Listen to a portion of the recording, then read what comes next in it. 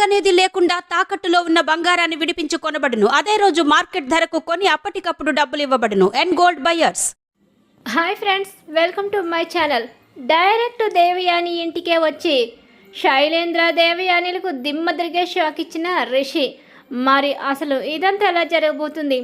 అసలు నిజం రిషి ఎలా తెలుసుకున్నాడు, ఏం షాక్ ఇచ్చాడు, ఏం జరిగింది తెలుసుకోవాలనుకుంటే వీడియోని చివరి వరకు మిస్ కాకుండా చూసేయండి. వసుధార రిషి కోసం ఆరాటపడుతుంది. రిషి బ్రతికే ఉన్నాడని చెప్పి ప్రతి చోట వాదిస్తుంది. చివరకు ఫణేంద్ర దగ్గర కూడా, సార్ మీరిచ్చిన టైం లోపల రిషి సార్ని తీసుకురాకపోతే అప్పుడు నన్ను అడగండి సార్. మీ మాటని కాదంటున్నందుకు నన్ను క్షమించండి. మీరు ఏదైనా మా మంచి కోసం, కాలేజీ మంచి కోసం ఆలోచిస్తారని నాకు తెలుసు. కానీ నా రిషి సార్ విషయంలో మాత్రం నేను నా నమ్మకాన్ని విడిచిపెట్టను. నా రిషి సార్ అంటే నాకు ప్రాణం.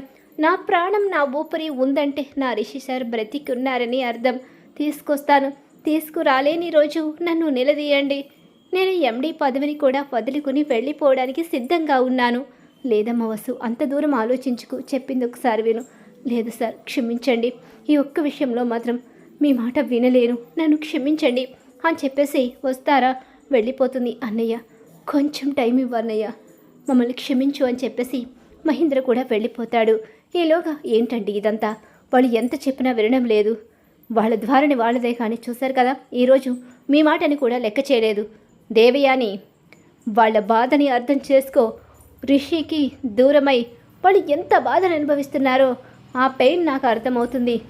మరి నీకెందుకు అర్థం కావడం లేదో నాకు తెలియడం లేదు అని చెప్పేసి అంటూ కోపంగా వెళ్ళిపోతాడు.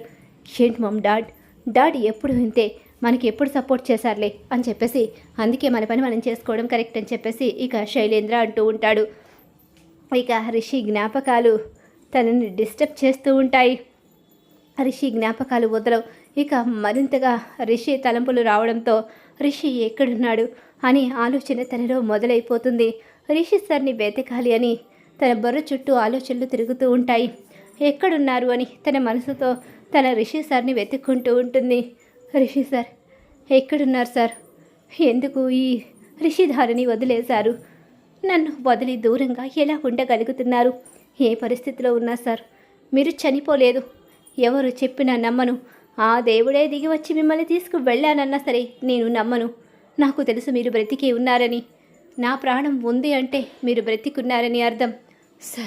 సార్ అని చెప్పేసి అంటూ ఇక రిషి గురించి ఆలోచించుకుంటూ బాధపడుతూ ఉంటుంది. అమ్మ వస్తారా, నీ నమ్మకం నిజమవుతుందని నాకు నమ్మకం ఉంది. తప్పకుండా రిషి తిరిగి వస్తాడని నా మనసు చెప్తుంది. తప్పకుండా రిషి తిరిగి వస్తాడు. నువ్వేమీ కంగారు పడకు. నా కొడుకు తిరిగి వస్తాడని నా మనసు నాకు చెప్తుంది.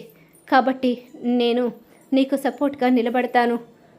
నేను ఏదేమైనా నీకు నీడగా, నేను అండగా ఉంటాను. నా కొడుకుని చూసుకోవాలన్న కోరిక నాలో కూడా బలంగా ఉంది. మన నమ్మకమే నిజమవుతుందని నా మనసు అనిపిస్తుంది అని చెప్పేసి ఇక అంటూ ఆలోచిస్తూ బాధపడుతూ ఉంటారు.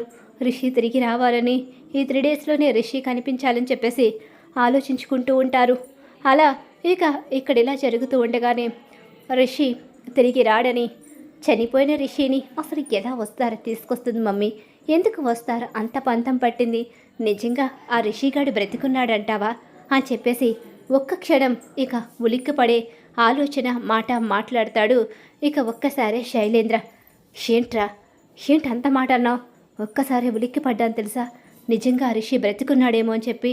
వాడు బ్రతికుంటే ఇక మన చావు తప్పదు. నీకు తెలియడం లేదనుకుంటా. ఇక తిరిగి వచ్చాడు అంటే కనుక, నిజంగా బ్రతికుండి తిరిగి వచ్చాడు అంటే ఇక మన చరిత్ర అయిపోయినట్టే. వాడు ఈసారి తిరిగి వస్తే కనుక ఇక పెద్ద పులిలా వస్తాడు. వాడు గాండ్రిస్తాడు. వాడి గాండ్రింపుకి మనం ఇక భయపడవలసిందే. మన అంతం తప్పదు అని చెప్పేసి భయపడిపోతూ ఉంటుంది దేవయాని. నిజంగానే ఎక్కడ రిషి తిరిగి వస్తాడో అని తన మనసులో ఆందోళన మొదలైపోతుంది. అలా ఇక 2 రోజులు గడిచిపోతాయి. రిషి రాడు అని చెప్పి ఇక మరింతగా నిర్ధారణకు వచ్చేస్తారు. తెల్లవారితే వసుధార ఇక ఎండి పదవి వదిలి వెళ్ళిపోవాలి. ఇక రిషి రాడు మమ్మీ, అయిపోయింది టైం అని చెప్పేసి అంటూ ఆలోచిస్తూ ఇక ఇద్దరు కూడా సంబరపడిపోతూ ఉంటారు. అలా ఇక ఒక చోట ఒక చిన్న లైట్ వెలుతురులో మాట్లాడుకుంటూ ఉంటారు. ఎందుకంటే ఎక్కడ ఫణీంద్ర వినేస్తాడో అని చెప్పేసి. అలా మాట్లాడుకుంటూ ఉన్న సమయంలోనే ఇక శైలేంద్ర వెనుక ఒక చెయ్యి వేసినట్టు శైలేంద్రకు అనిపిస్తుంది. మమ్మీ, నువ్వు నా ముందే ఉన్నావు కదా, నా వెనుక నన్ను చెయ్యి వేసి తడుతుంది ఎవరు? ఎవరు మమ్మీ? నా వెనక ఎవరున్నారు? ధరణి వచ్చిందా?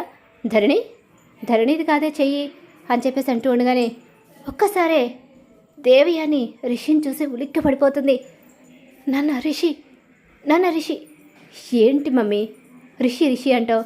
ఇప్పుడు దాకా వాడు చావు గురించి మాట్లాడుకునేసరికి నీకు వాడి ఆత్మ ఏమైనా కనిపించిందా ఏంటి?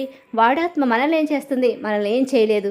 మనల్ని ఎప్పుడు వాడు బ్రతుకున్నప్పుడే ఏం చేయలేకపోయాడు, ఆత్మగా వచ్చి ఏం చేస్తాడు అని ఇలా చేయి పట్టుకుని వెనక్కి తిరిగి చూస్తాడు. ఒక్కసారి ఉలిక్కి పడిపోతాడు. ఏంటి, చనిపోయాననుకున్నారా? ఇక తిరిగి రాడనుకున్నారా? అంటే చంపేశారు, నా తల్లిని చంపేశారు, నన్ను కూడా చంపేసి వసుధారిని, కాలేజీని, నా తండ్రిని ఒంటరి వాళ్ళని చేసేసి డిబిఎస్టీ కాలేజీ సొంతం చేసుకుని డిబిఎస్టీ కాలేజీ పతనం చూడాలనుకున్నారా? ఎలా వదిలిపెడతాననుకున్నారు? నిజమే, పెద్దమ్మను అమితమైన ప్రేమతో తల్లి కన్నా ఎక్కువగా చూశాను. నిన్ను సొంత అన్నయ్యవనుకున్నాను. కానీ నువ్వు దుర్మార్గుడవని పెద్దమ్మ దీనంతటికీ కర్త క్రియ అన్నీ తనేనని తెలుసుకున్నాను. ఇంకా నేను ఎలా నిజాలు తెలుసుకోకుండా ఉంటాననుకున్నారు? నేనెలా చనిపోతాను? నా వసుధార బ్రతికుండగా నాకు చావు లేదు. ఇక చావు బ్రతుకులనేవి మా ఇద్దరికి కలిపి నిర్ణయించినవి. మా ఇద్దరి జీవితాలు ఒకటే, మా ఇద్దరి ప్రాణం ఒకటే అని చెప్పేసి రిషి అంటూ ఉంటాడు. అది కాదు నాన్న నువ్వేదో అపార్థం చేసుకున్నావు. అవును రిషి అనేసరికి చెంప పగలగొడతాడు. చెంప పగలగొట్టి ఇక దిమ్మ తిరిగే షాక్ తీస్తాడు. చంపేస్తాడు నిన్ను సాక్ష్యాధారాలతో నీ బండారం బయట పెడతాను. బయట పెట్టి నిన్ను కటకటాల ఊచలు లెక్క పెట్టిస్తాను. ఎందుకనుకుంటున్నావా? నిన్ను చంపడం నాకు పెద్ద కష్టం కాదు, కానీ చస్తే ఒక్కసారితోనే పోతావు. కానీ రోజు చస్తూ బ్రతకాలి. నువ్వు జైల్లో చిప్పకూడు తింటూ జీవిత కారాగార శిక్ష అనుభవిస్తూ ఉంటే నిన్ను చూసుకుంటూ ప్రతిరోజు ఏడుస్తూ పెద్దమ్మ బ్రతుకుతుంది. నా కన్న తల్లిని నాకు దూరం చేసి నా కన్న తల్లికి ఎంతైతే క్షోభ మిగిల్చారో అంతకు రెట్టింపు మీరు అనుభవించాలి. ఈ రోజు నుంచి మీ కౌంట్ డౌన్ మొదలైపోయింది అని చెప్పేసి రిషి అనేసరికి దెబ్బకు దేవయాని శైలేంద్రలకు దిమ్మ తిరిగే షాక్ అయితే ఎదురైపోతుంది. అలా రిషి రీఎంట్రీ అయితే వాళ్ళ ఊహకి అందలేనట్టుగా ఉంటుంది. చనిపోయాడనుకున్న రిషి డైరెక్ట్ తన ఇంట్లోనే ఎంట్రీ అవ్వడం అనేది ఇక వాళ్ళకి పెద్ద షాకింగ్గానే అనిపిస్తుంది. అలా రిషి రీఎంట్రీ జరుగుతుంది. ఇక రాబోయే కథలో ఇలా జరగబోతుంది.